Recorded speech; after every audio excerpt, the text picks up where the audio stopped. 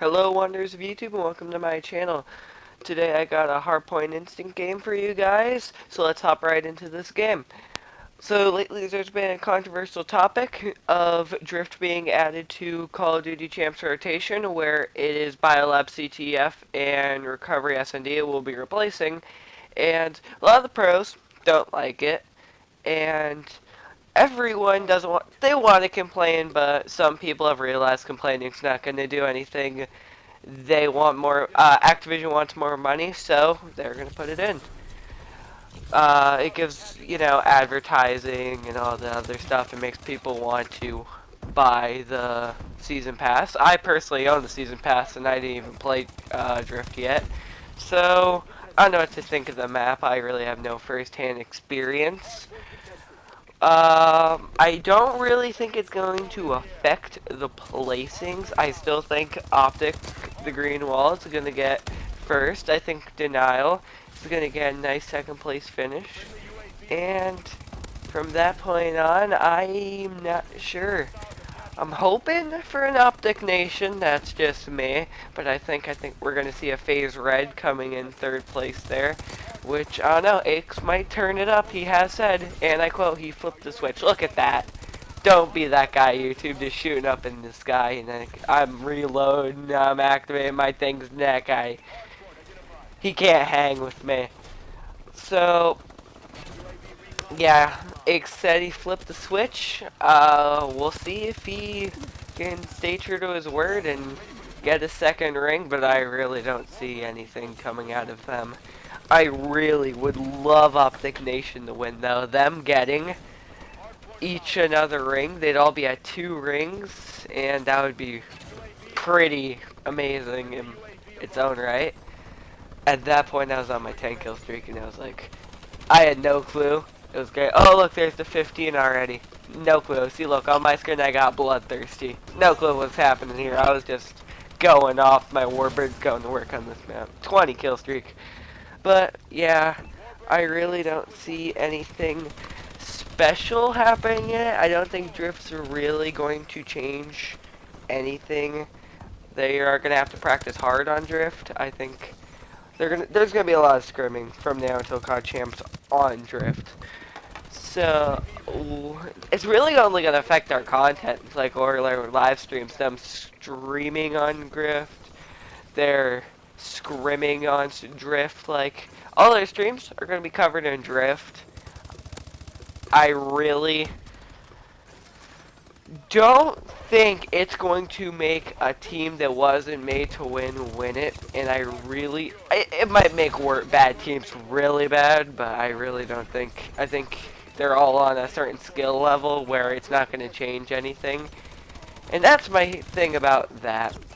Another controversial topic lately has been the Ohm, and if you guys didn't know, the Ohm has a third mode they can use, because we all know the Ohm is the season DLC 2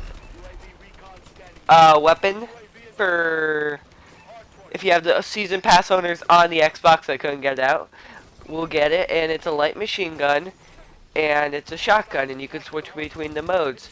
Well, people have actually found out that if you put on hybrid sight, go into the lower zoom version of it, and while you're fully ADS'd, if you are in shotgun mode, it shoots a slug, which is a one-shot kill, which is pretty amazing.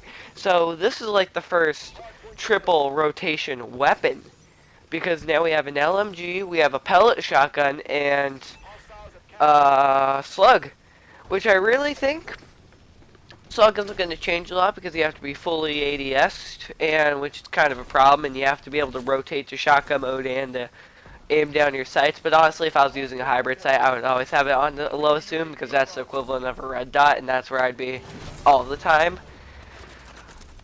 It's alright. I've seen gameplay. Again, I have not used this. I'm a PlayStation player, so I have not personally used it myself. But from what I've seen is that when you're using the shotgun mode, you're pretty much going into like a hard point or a room and just hosing people down. So the light machine gun mode, on the other hand, you're kind of like sitting back or maybe running around. I like to camp kind of with a shotgun. Here I'm going to stand still because I've been medal spammed forever if you've been paying attention to the medals up top, and it's so annoying. But you know, the slug mode, people, that's mostly for if you were literally going to run around with the slug mode using it as a weapon. And the fact that you have to fully aim on your sights to do it doesn't make it very viable. A lot of people say it was not meant to be in there. That is just something someone figured out.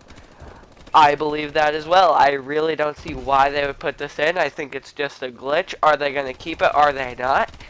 If they keep it, I won't really mind because it doesn't really change the game that much. It's not overpowered in any sort of way with that.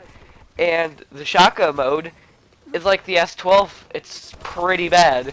Even though some people have argued that the S12 is pretty good, and I'm like, you go into a room and you hose people down after an entire mag, you can't kill two people with it. That's just my opinion, though. There's obviously some people say you don't know how to use the gun, so you can't use it, and that's people's excuse against me. I might not know how to use the gun, or, it might just be bad. That's all I have to say. Then there's the melee subverter, which is a professional melee. I have it myself. I have some pretty good games with that. And that is a 3-shot kill at any range, which is the equivalent of the Ohm's light machine gun mode. Plus, the melee subverter has more ammo in the magazine, because if I'm not mistaken, the Ohm has 40 and the melee subverter has 55, I think. Because the melee subverter, its defect is it lowers ammo capacity by a lot, and especially so you're reloading so often, it's horrible. But so the only really thing the Ohm has going for over the melee subverter is the shotgun mode, which is pretty bad because if you run into a room spraying people, if someone else has a shotgun, you're pretty much dead. Or if the ASM-1 before it got nerfed would have been perfect against the Ohm because of how you could twitch it up and immediately melt someone and they couldn't respond. So the patch for the ASM-1 might bring up the Ohm a little bit higher on the rankings there in the top 5 because in my opinion, my top 5 weapons would be the BAL now, since the patch for Xbox players, then the ASM-1, then the Ohm, then the reluctantly the AK-12, putting that in 4th place. That's always sad. And then I'm a fan of the melee. But if I was going for PlayStation players like myself, I still think the ASM-1's on top, then the BAL, then the AK, then the melee, and my 4th favorite weapon, that's hard. The AE4 is pretty good because of the fact that you don't have to worry about, reloading. Even though I always seem to overheat it or just reload anyway, even though I don't need to because of how horrible I am and, can't get used to not hitting the reload button. But the fact of having infinite ammo so you don't have to run scavenger, which personally I never run scavenger. I either pick up weapons or use score streaks the entire match, so I really don't have a problem with going on high score streaks. I know a lot of people. I know a few guys who called me a noob before because I don't run scavenger, and they're like, you can't go on any high kill streaks. And I say, I'm not going for a DNA bomb, and if I was, maybe I'd use scavenger, or maybe I can just pick people's weapons up. Here, actually, I run out of ammo, which I guess here's where my talking about scavenger makes me a noob because I don't have scavenger on. But, see, I run out of ammo, and you're gonna see, I pick up an SN6 money variant, I believe, the elite one. I actually have it myself, and it's great. And if you look at that kill feed, that turret is just shooting and doing absolutely nothing. It's garbage. My warbird's going to work. Well, I guess the medals, it's not even in the air anymore.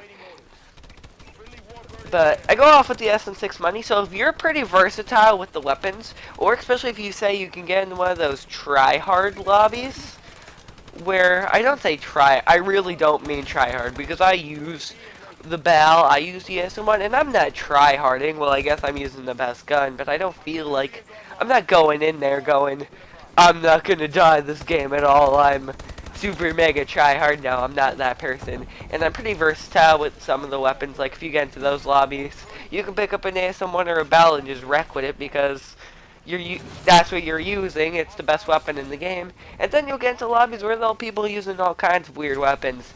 Like, you don't see SN6s a lot, but I have the variant. I've used it a good amount, so I'm pretty versatile with that weapon. So picking it up isn't really anything bad. So I actually get the kill on the guy who has the SN6 money there. That was a pretty good one. And then I died by a paladin on a 23. I personally think I could have got another 33 kill streak there. And there is the end of the game. So I lost, which I think this is 2 losing games in a row.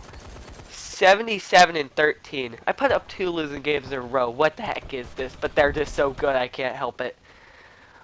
Well, YouTube, I'll see you, and I hope you enjoyed my commentary.